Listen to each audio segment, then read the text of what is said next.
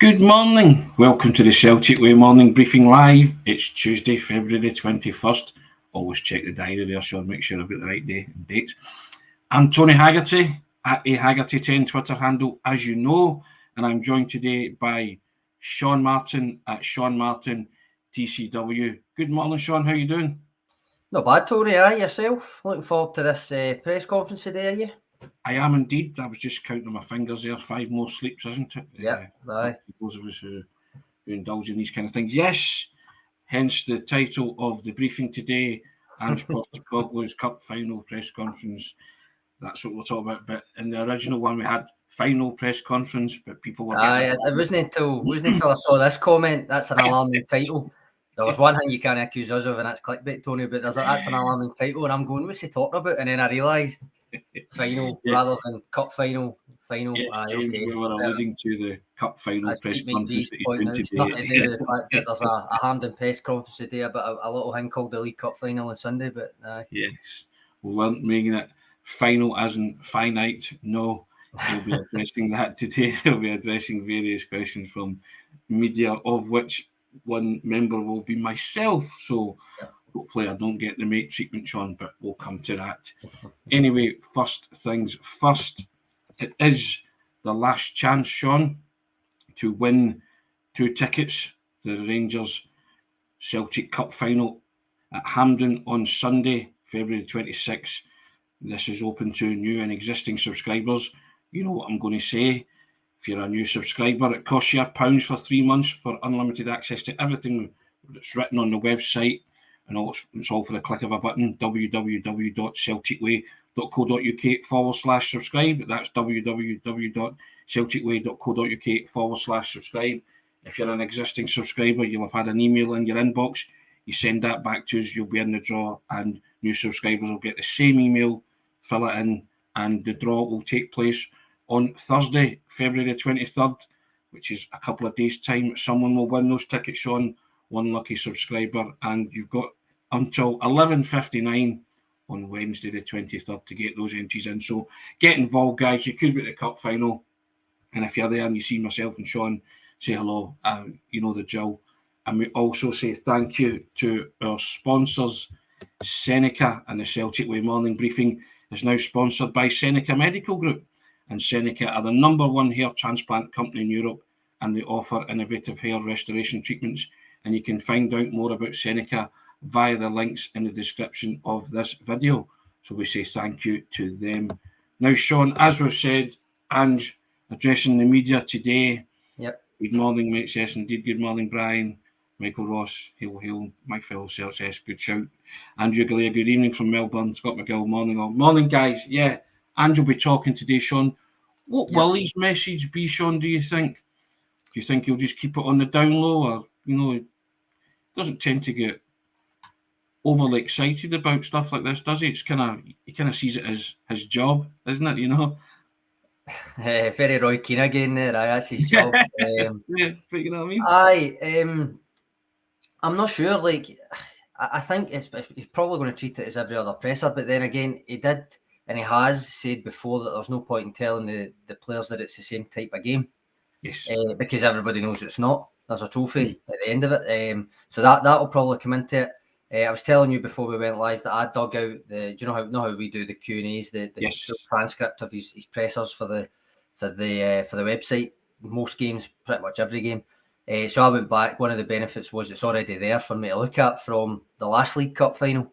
So I went back and had a wee look at that, and it wouldn't surprise me if he says a lot of the same stuff, minus obviously the COVID implications, because that was about back then. Remember, Tony, it was December 2021, so that was a consideration back then. But besides that, I think he might say a lot of similar stuff. For instance, the last time he said something along the lines that, well, first of all, he quoted Martin and Tony in that pre-final presser, Tony, because he said he was under no illusions that he had to try to bring some success to this football club. Knows what he's doing, Ange. Has known what he's doing since day one. Yes. And then I'm going to read you a quote from it, right? And this is where it comes into. I think he might say something similar to this, Tony. He said at the time, my experience is that it's not just another game, so there's no point trying to kid players. If you tell them it's just another game and then they walk out and get hit with a wall of noise, and there's a bit of hoopla around the place and attention, then I don't want them to get stuck staring at the headlights and not moving. They understand it's a big game, but I prepare teams and I coach teams and we train for these occasions. That's what we do. We've got a game style that I think stacks up well in big games. So don't be surprised if there's a lot of the same type of things being said when you're there today, Tony. Because I think it all still applies fundamentally. Yes, indeed. Yeah, of course it does. I mean, I think I agree with everything that you said there. You just sort of transmit that to Sunday's game, don't you, to be perfectly honest? But yeah, there's a lot of merit in that, as you say, quoting Martin, citing Martin O'Neill, that kind of stuff. But what can he say different to that? That's the thing, isn't it? Because the premise is the same. It's not just any other game, is it? You've just said there is a trophy at stake, and it's also against your city rivals. So it doesn't come much bigger, and this will be the first time that he'll have experienced playing Rangers in a final with, as he says, everything on the line or something on the line. So yeah, it'll be interesting to see what he actually says. And the reason he's facing the media today is that's part of the media duties that both managers pick a day where the trophy's on display and they both preview the game. So that's why he's doing it, to answer a couple of questions that are in the comment section there. So I think some managers choose to do it on a Friday, others choose to do it as early as possible. I think Michael Beale chose yesterday, didn't he? Michael Beale chose yesterday. His media stuff with the players. Must have heard Sutton might have been there the day. Yesterday, yeah, indeed. And Ange is certainly speaking to the media today. Don't know, I think there's another one on Friday, isn't there, where the captains usually do their thing. I'd imagine it'll be Cal McGregor. I don't know if maybe Ange will do another wee one or so that's to clear any kind of questions that you had there. That's why they're doing it, but they're media bound, their media duties to do this, to preview the final for the sponsors and all that kind of stuff, and to let fans know what the thinking is ahead of the game. So that's why they're appearing today. So going to put this up, Tony. My ball saying press conference. Nice to see that in the title rather than presser. And then 2 minutes later, one of us said it, but I don't know who said it. And he says, "Oh no, you're saying presser." might have been myself. It was myself. Fine. Sorry about that. Just it's a habit, isn't it, that you go into? Aye. Especially. I mean, there's a few things coming in here. About, well, first of all, someone said one of the members of the media will get slaughtered as usual, and I'm just hoping it's not you, Tony. You've had a mate before. I've had a mate before that, but I've had a good mate as well. So they can go two ways. I always premise that on, it depends on the nature of your question, Sean, doesn't it? Whether you get the mate treatment in a bad way or the mate treatment in a good way. So, you know, so we'll see what he says, but I spoke to you off air about something that I might ask him, and we both agreed that was okay. We both thought it was. I think idea, to be fair to him, when he's got to do, and I know he never done the one recently with John Kennedy stepping in, but he does a lot of these on a weekly basis, and when you spread that out over a season, I suppose to get asked roughly the same question in a different manner quite a lot. And I'm not just saying that, whether it's broadcast, written, fan media, all of them ask roughly the same stuff. For not everyone, but a lot of them ask roughly the same stuff in a different manner. It must get annoying for him. And it is quite, we were sitting discussing it for a while, it is quite difficult to come up with something that you think someone else might not ask as well. Yeah, and that's the trick, isn't it, too? But again, what do you always say? Listen to the man, watch the football. He likes to talk about the football, doesn't he? He said the other week, why don't you ask me about the game? Why don't you ask me about training? Why don't you ask me about, football things? So I think if you listen to him and you can maybe tune in and see what floats his boat or flicks his switch, whatever you want to think with that. And he's always very good with his time if you ask him a football question that he likes, a couple of times. I mean, you asked him, the one that sticks out for me was the one you asked him about how he identifies a player, what he looks for in a player, that kind of process, and he took you all the way back to Clairefontaine. That was a good one. I remember. And that's the thing. If you ask him something that he kind of can get his teeth into, and he can give you an example of that, because we usually do the Q&A, and the Q&A, there's like about a couple of sentences, isn't it? Each question and stuff. That one ran on for a long time. So that's when you kind of knew that, he was into the question, and he gave you a complete and full answer. So that was I remember that. It was before a Champions League. I can't remember, but it was. I remember him answering it and mentioning Clairefontaine and saying that there was an older scout or an older coach that he spoke to when he was over there, and the guy kind of saying to him, like, you can have all these hundreds of kids and you can see different abilities, but there is a lot of it comes down to your gut instinct on them as a person and them as a player, and the combination of the two of them. And to this very day, he still mentions about the importance of a person as much as a player. So, and the great thing about that was Andrew saying it because he was talking about that particular French coach. He was bombarding him with questions, a bit like the same way the press bombard him with questions. So he was kind of saying, "Look, I've got respect for that because I did the same thing to this guy." But eventually, you see, once you know, and then trust your judgment. So I think Andrew's kind of saying, "Look, trust your judgment in terms of your questions that you ask me. Don't be asking me the same thing over and over because it gets repetitive." Manon says here, Tony, there's a mate and there's a mate. Oh yeah. I've had both. So yeah, and I said last week, I don't vote the Bears. So yeah, indeed. To speak with you, we have faith in each other. Yes. Andrew Galea coming in saying Ange knows that Tony is mates with Stevie Blair, so he'll be all ears. You've actually mentioned that to Ange before, haven't you? Because I mean, Andrew will definitely know if he's mentioned it, but if anybody's kind of new, Stevie Blair's one of Ange Postecoglou's best pals, used to play football with him at South Melbourne.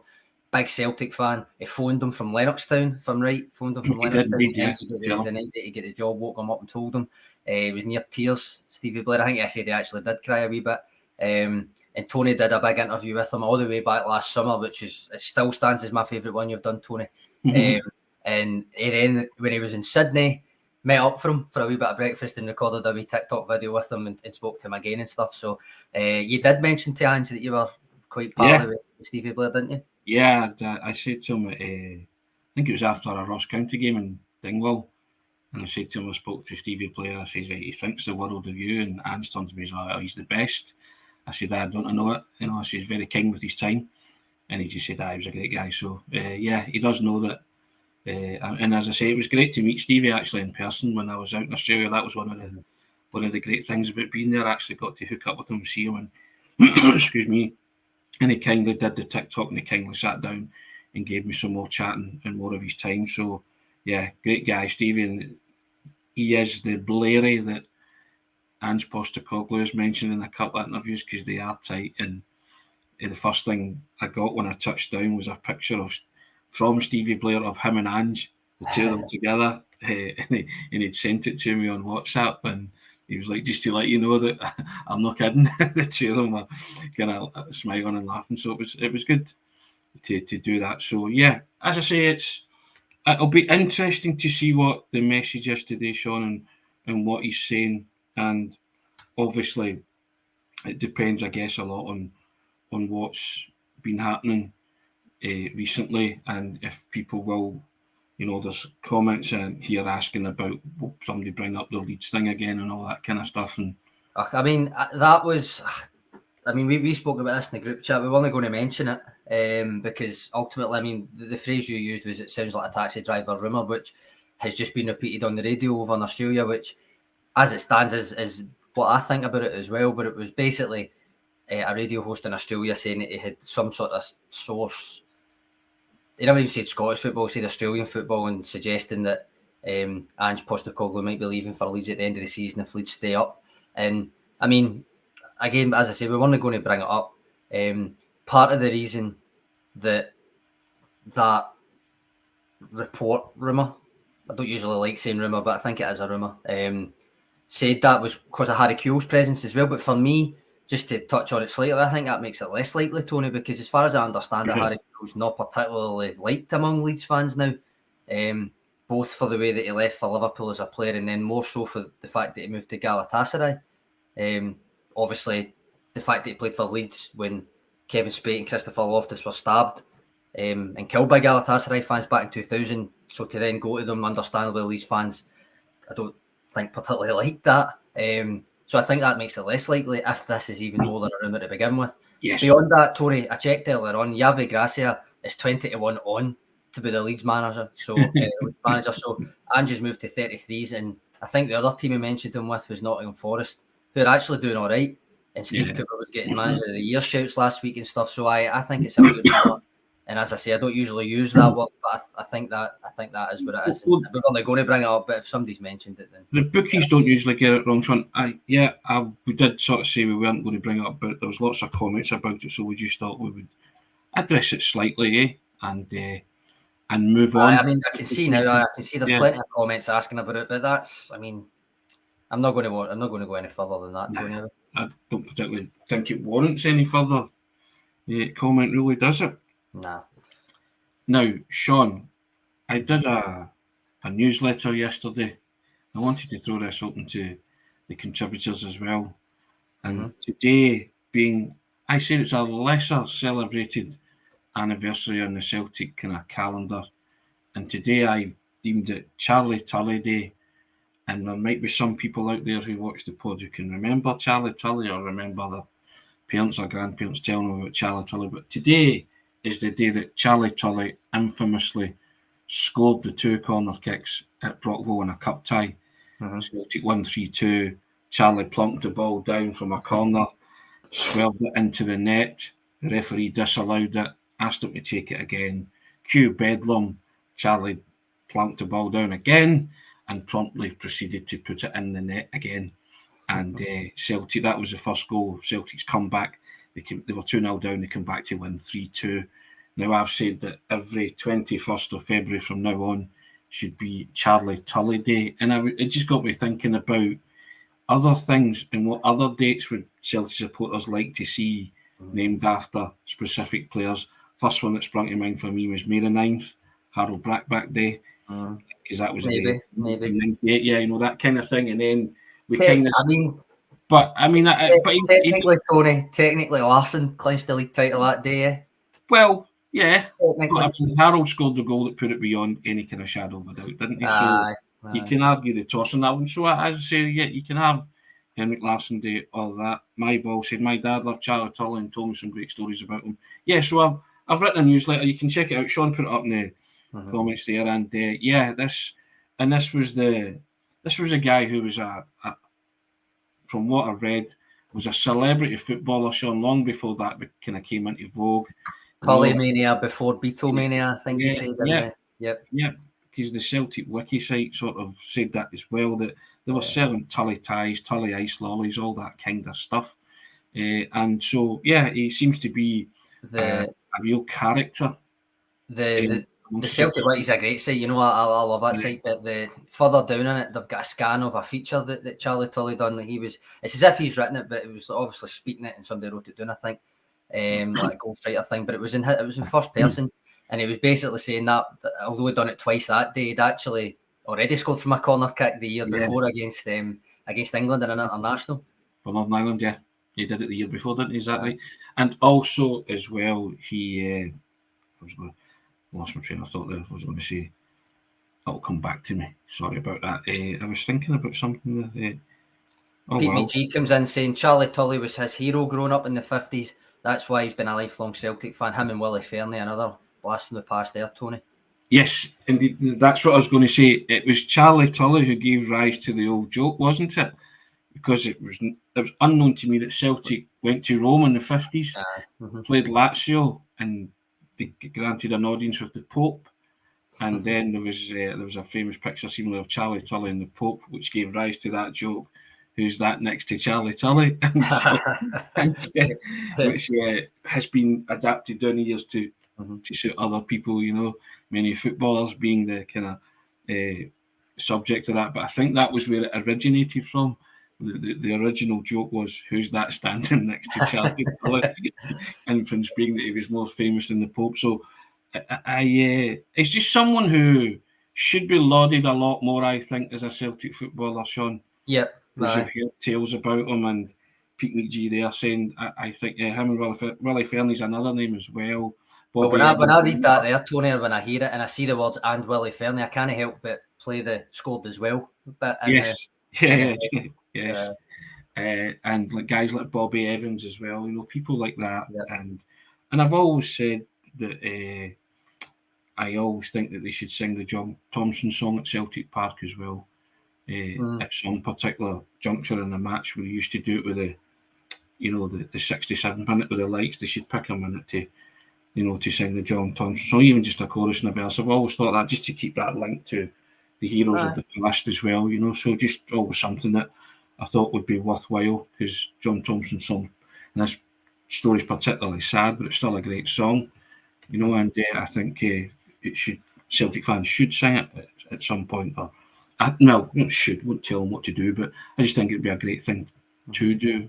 It'd be a wonderful tribute, On Charlie Tully, when me, you and Kevin did our Greatest 11 Revisited, try to pick a bench and stuff, he got a mention, but he didn't make the bench as far as I can remember. He didn't get the consensus bench nod, which is perhaps a bit of an oversight when you think about it. But it's probably because all we've got to go on is stories, Sean, I guess. No, I know, but like when you think Bobby Evans getting it, as well. So, I mean, David Logan. I chose Alec McNair. I certainly didn't see him.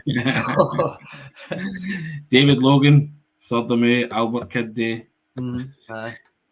So yeah, I mean, it was just a wee kind of idea that we. Brian Roberts coming in, another one who saw Charlie Tully play, saying it's one of the joys of being 80. Obviously, his mother still talks about Charlie Tully. She remembers watching him.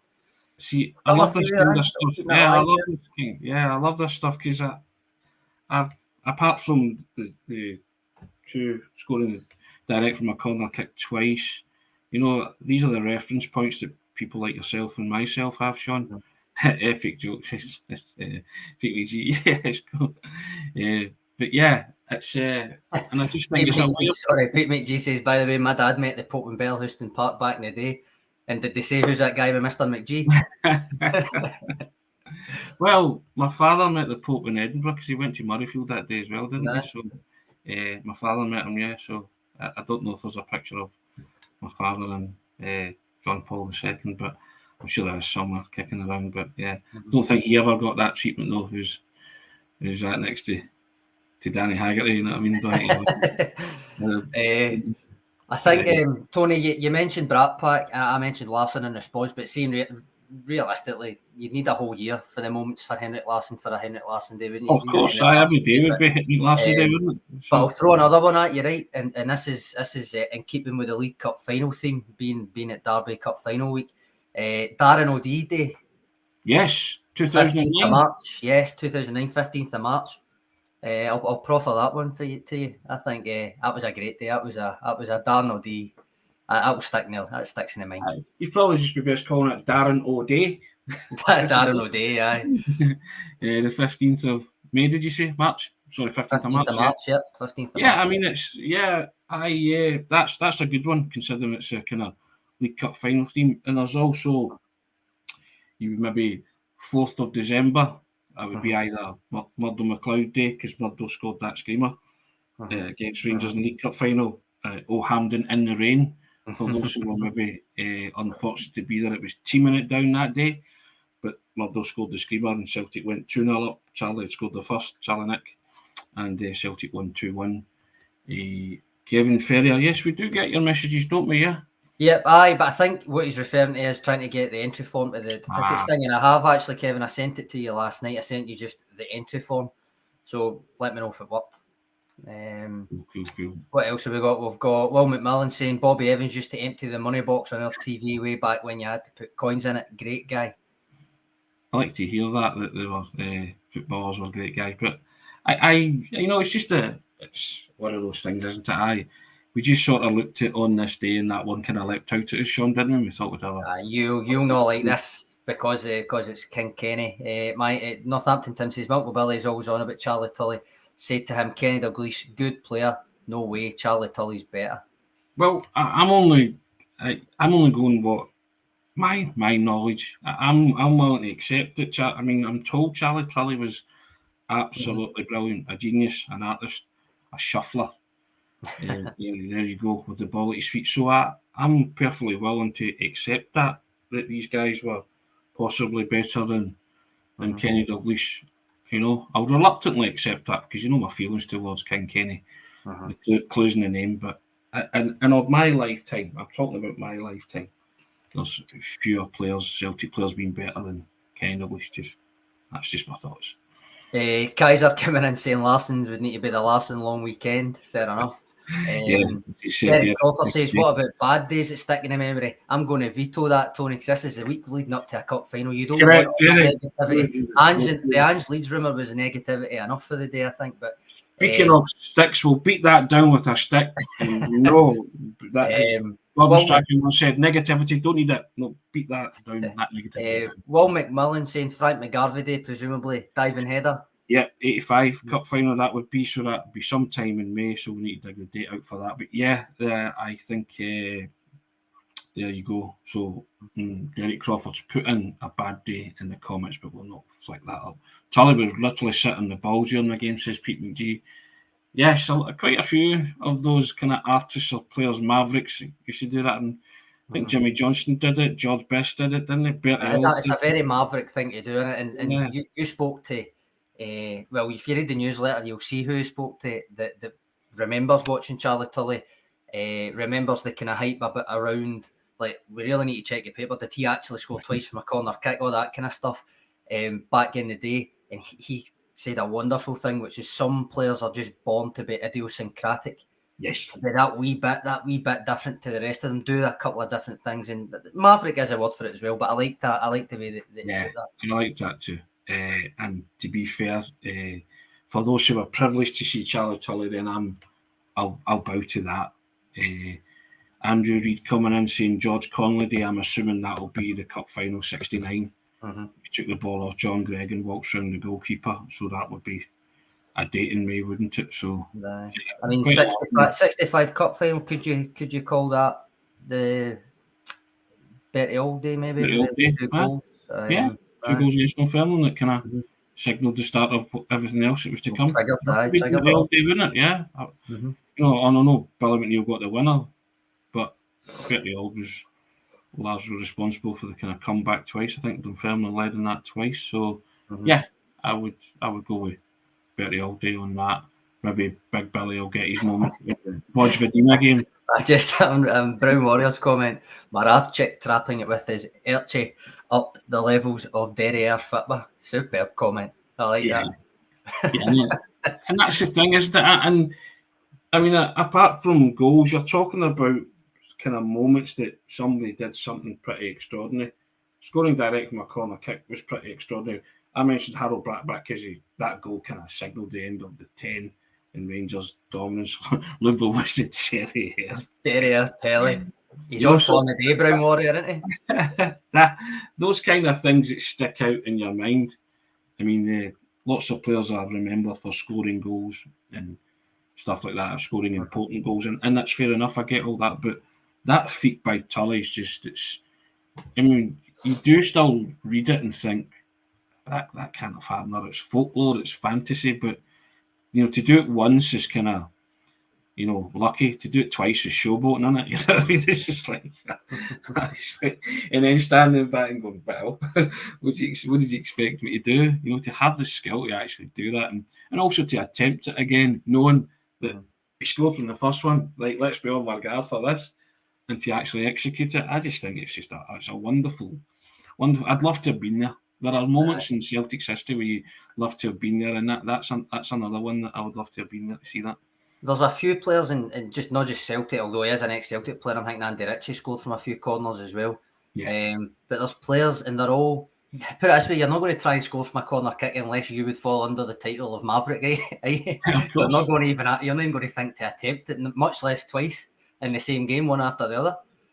Yeah, of course, and that's the thing. So, yeah, I mean, it's funny because this was just a kind of throwaway from today's briefing, but lots of people get involved. Really like this. I love talking about stuff like this, and you know, what else can you say in the lead up to a cup final except that it's, you know, once Friday comes, we'll do the predictions and lineups and all that, but you can conjecture all you want, can't you, Sean, about what's going to happen and who's going to say. And then obviously tomorrow we can talk about what Angie said, so that's fair enough. But there are kind of days in the calendar where you're just like, well, they're kind of dead in that sense, aren't they? But we've managed to sort of talk about this for a wee while, and I don't know about you, but I love it. Tony, no, it's good. It's like when me, you and Kevin done that Greatest 11. We spent an hour and a half or something. Yeah, just waxing lyrical about Celtic greats and stuff. It's ideal. But I'm going to put this up. Sean Malloy, Johnny Doyle Day for doing what we would have all loved to do, which is obviously kicking the ball off the referee during the game, I presume, is the one he's talking about. Shout out Johnny Doyle, CSC Greenock, my old bus as well. So I know all about Johnny Doyle. Or maybe just signing for Celtic, Sean, because Johnny Doyle could be that. Aye, it could be that. Real Celtic fan from the. I'm going to go with the referee one. I think. Yeah, I'm sure. I'm sure that's what he means. Yeah, definitely. But the Brown Warrior comes in and says the 4-each game at Ibrox in '86 when Murdo rattled it from outside the box. Would love to have been there for that. Well, that was my first ever game at Ibrox. Sean, my father took me at that. I was in the main stand and talk about a roller coaster of emotions of a game. 2-0 up, 3-1 up, 4-3 down, a man down, and Murdo picks out a screamer. And it was just one of those brilliant. I think it's fair to say I think both teams get applauded off the park because the conditions were terrible. You'll have seen the highlights. I think Scott did the highlights, but just a wonderful game of football. And yeah, that was my introduction to Ibrox. They weren't all like that, sadly. But, Kevin Ferrier saying, yes, remember when Johnny Doyle gets sent off for hitting the ref with the ball, and then Sean Malloy coming back in saying, no, Tony, it was definitely the referee. And I mean, did Steen not try and send them back on at one point? Well, no wonder. I mean, when you think about it, obviously it's a laugh and looking back and stuff like that, but at the time, no wonder he was incandescent. Yeah. You know what I mean? Yeah. And Derek Crawford comes in, okay. What about the best goal anyone has seen from Celtic at Hampden in a cup final? To be honest, Tony, recency bias, I know that Kyogo winner last season must be up there for me. Just in terms of the manner in which it when it came and the finish and the fact that it epitomised the we don't stop thing because Rogic thought to take the quick free kick, Hibs players weren't ready, all that kind of stuff. I think I might go with that one. Oh, it was a wonderful goal, yeah. I mean, I can still remember David Provin's free kick, 85, Q Arts and McPherson. Mm-hmm. Only twice before in the history of the Scottish Cup final have goals been scored direct from a free kick. Is this a little bit of history? It is. You just don't forget moments like that was the first cup final I was at as a kid. Just an individual moment. And I guess if you were at the 7-1 League Cup final in 57, and the sad thing about that is, I mean, there's footage, but it's kind of grainy and it's not great, is it? So most people will, if anybody was at that, then they'd be able to tell you that was a wonderful day, and obviously in Celtic's history as well, and some great goals scored that day. But it's very difficult. I mean, 2 goals that were in finals, which actually Celtic lost, but I thought were brilliant, were scored by the same player, and that was Brian McClare. One in the League Cup final in '83, when Burns dinked it over the wall and he rattled it in on a volley. And then the second one was '86 League Cup final when he hit a screamer into the top corner. And they're just never spoken about, obviously, because Celtic lost both matches. But they're 2 terrific goals in a Hampden final. It's a pity they weren't. They didn't mean a lot more. But McClare scored 2 crackers at Hampden. Rogic was another favourite. The invincible goal. Of course, the moment made even better by the fact that I was off that day, couldn't go to the game, but had Rogic on to score when I saw him warming up. So, that's you know what it was like. I was working up in Aberdeen the last time. I knew what it was like against Aberdeen anyway, so I was kind of like, that's good odds there. That's good odds. So shoved him on to score, and then not only did they score, but he scored the winner of an invincible treble. So yeah, and. I mean, Rogic was a freeze frame moment in time, wasn't it? From the moment he picked up. As soon as I don't know about you, but as soon as you mention that, you see the image. Yeah, like the image of him running away with the arms pulling out his top and stuff. But and another image of that is Craig Gordon. When he's on his knees, and also just the celebrations, as my nephew said to me. I lost the plot at that, but.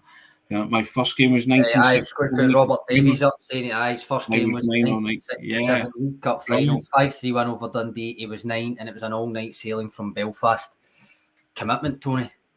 And very much so, Robert. Yeah, excellent. Last one against Kilmarnock That's the drag back. I think he's talking about the 5-a-side goal when he ran clean through and just shuffled it past the goalie. Did Henrik score a cup final hat-trick? Beach Boy says his last season was a double. He scored twice against Dunfermline the season the hat-trick was in the Kilmarnock game that we're just referring to. He scored 3 in the 3-0 win over Kilmarnock League Cup final. Dixie Deans against Hibs. Oh, sorry, it was just Kaiser's the Kyogo goal, the poster stuff for Ange Ball, he says. Yeah, that's the one that you referred to last season, League Cup final. Aye. Yeah, and huge moments, says Derek Crawford, was Piers versus Airdrie, the header. Yep, big moment, Celtic's first trophy in 6 years. Yep, indeed. So lots of comments coming in. Love this kind of stuff, Sean. It's brilliant. Yeah, spot on, Sean. Kyogo's was class. I think a lot of love for Kyogo because that wasn't meant to happen, was it? Celtic were supposedly in a rebuild, and it came very early. It came in December, and Celtic, you kind of knew that this was a man. And then that kind of embrace where he grabs him like his son. After he was he wasn't meant to play. He wasn't meant to play. He was also injured. He was, and then he started the game. And again, just the manner in which it happened, the fact that Hibs had taken the lead, obviously the equaliser was pivotal because it was right away and it just basically just eliminated the fact that they had equalised. But for then Kyogo to win a cup final with that type of strike, that composure, that technique, but as I say, also Rogic and the we don't stop thing. If ever there was a time to epitomise what the managers have been telling you for the last 3 months, 4 months, it was in a cup final. And for it to be Tom Rogic, the guy who'd played under him before, and Kyogo, the guy who he took right away from Japan as soon as you could get him, to combine for that goal, and the Hibs defenders are kind of looking about going, surely that's not allowed. I think it just, everything about it I thought was brilliant, and the fact that we were both there to see it live as well. So I remember saying that to you at the time, that I'll remember this one because we were both there in it, and it meant a lot in that sense to me, working in a working capacity, covering like Celtic in an actual final, which was wonderful. So yeah, that's, I mean, it is talking about the build up to that game again last year. I said about the COVID stuff and all that, but do you remember what game directly preceded the cup final last year? Because he mentioned it at the time, right, in that pre-cup final press conference, he said it was a balancing act, that they had a fixture only a few days before it, compared to this time where they've had over a week off before it, where they've got over a week between games. But it was Dingwall, Tony, Ralston's winner. Right, was it? December that was, and the cup final was the 19th. And obviously you could have been getting into the cup final and maybe not a different mindset, you know what Ange Postecoglou is like, but it would have taken a wee dent to your confidence if you went up to Dingwall and it was 1-1 and you dropped points and you were still behind in the title race a couple of points further behind in the title race, all that kind of stuff. But Ralston pops up with that 97th minute winner and they go into the cup final without any time to really think about anything else other than that high, probably.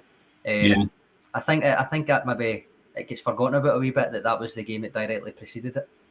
Also gets forgotten about that Ralston never started the final after that. But it's still two pivotal moments though, isn't it? Quick succession. And do you think it's any coincidence that there was, I know they were already on their unbeaten run at that point, but do you think it's a coincidence that from that week on there was almost just no stopping them? Yeah, not particularly, no. I mean, but since then they've only lost one domestic game, two. One to St Mirren. Well, domestic, they lost in the cup semi-final, but league game, St Mirren. The stars aligned, Sean. Yes, I think there's a lot of that saying that the stars aligned that day. Ralston's late winner epitomised that season. Yep. Yeah, it's you always, when it comes to cup finals, there's always moments that you replay in your head, isn't there? And there's, because of the nature of the team you support, there's lots of magical moments, but I love all the kind of ones that go back in the midst of time as well that people remember, and I think it's always great to talk about them, and hopefully there are more moments, Sean, on Sunday. Starting on Sunday, yep. Brown Warrior saying he's fairly sure that two Celtic players scored 4 goals each in the same cup game in the 60s, possibly Lennox and Charles. I'll try and look that up. That's a feat. That would be a feat. Imagine maybe an early round cup game. Possibly. Like usually, no offence to any kind of half Airdrie fans on, but Airdrie seem to strike me as a team that get dubbed in the cup quite a bit. That might be that. But Yes, indeed. Now, Kaiser's coming in with an early score prediction. 7-0 Sunday. There you go. That's optimistic to say the least, Kaiser. But hey, if that's what you genuinely think, so be it. We've flicked up your comment. I'm going to flick one last comment up, Tony, that I highlighted earlier on, just so we can, because right, Pete McGee says, without trying to compare teams past and present, which he thinks is pointless, the thing which makes this squad stand out for him above many others, is that it's got such depth. And then he says it's well nigh impossible to pick a starting 11. Now, Tony, I've asked you and Aidan and myself to do just that. Not as a predicted 11, you understand? Not as a predicted 11 for the weekend, because that is a specific game. But I've asked the three of us, if you subscribe to the newsletter, you'll get this tonight. We like to go extra with a wee pub debate sometimes, don't we? So I've says something about me and you done last year, Tony, after the January transfer window. I says, now this is not for a particular game, but what can you justify as the strongest 11 possible if everyone is fit and firing? And what's your rationale for it? So the three of us, me, you and Aidan, have kind of come up with our 11s. They are different. They're not the same. And it's not the same 11, for instance, as I'll be picking for Sunday. Just to get that out there right away. It's what I think is the strongest 11. It's not necessarily what I think will be the game, the 11th on Sunday. So if you are interested in seeing if Pete McGee's correct and it is an nigh on impossible task, or if we've managed to somehow do it, or if I've just annoyed you by picking certain players, then either subscribe to the newsletter or come back to the site tomorrow morning and it'll be up. Brilliant. That's 40 odd minutes there, guys, of top chat. Love all that kind of stuff. We'll move on to hopefully a wonderful Wednesday. We'll dissect what Angie said today. I'm away to see the boss man. Hopefully don't get the mate treatment, Sean, hairdryer treatment. But yes, we'll see what he says. Really looking forward to it, to be fair. I just like listening to him. I think every Celtic supporter likes listening to him and what he has to say. So there we go. But just direct you. Again, got to get involved in this, guys. Ends tomorrow night, 11:59. Fill in your forums. It's open to new and existing subscribers. If you're a new subscriber, it costs you £1 for 3 months of unlimited access to everything that's written on the website. Something there for everybody, I guarantee it. And when that email drops into your inbox after you've subscribed, fill it in, send it away. And existing subscribers, look out for that email, fill it in, send it away. One lucky subscriber is going to be at the cup final on Sunday at Hampden, Celtic versus Rangers. And whoever that is, good luck. Hope you get those entries in. It's the last chance to do it, so I advise you do it. And it's all for the click of a button. www.celticway.co.uk/subscribe. That's www.celticway.co.uk/subscribe. I've really enjoyed the show today, Sean. I would want it going forever and ever, but sadly it can't. But we also say thank you to our new sponsors. And the Celtic Way Morning Briefing is now sponsored by SENECA Medical Group. And SENECA are the #1 hair transplant company in Europe, and they offer innovative hair restoration treatments. And you can find out more about SENECA via the links in the description of this video. Guys, cheers for everything today. You always get involved. You never let us down when we throw it open to you, and it gives us jumping off points for discussions and all that. So excellent stuff as always. Sean, brilliant, first class as always. Take care. Have a cracking Tuesday. We'll see you on Wednesday. Cheers, Tony. Cheers, guys.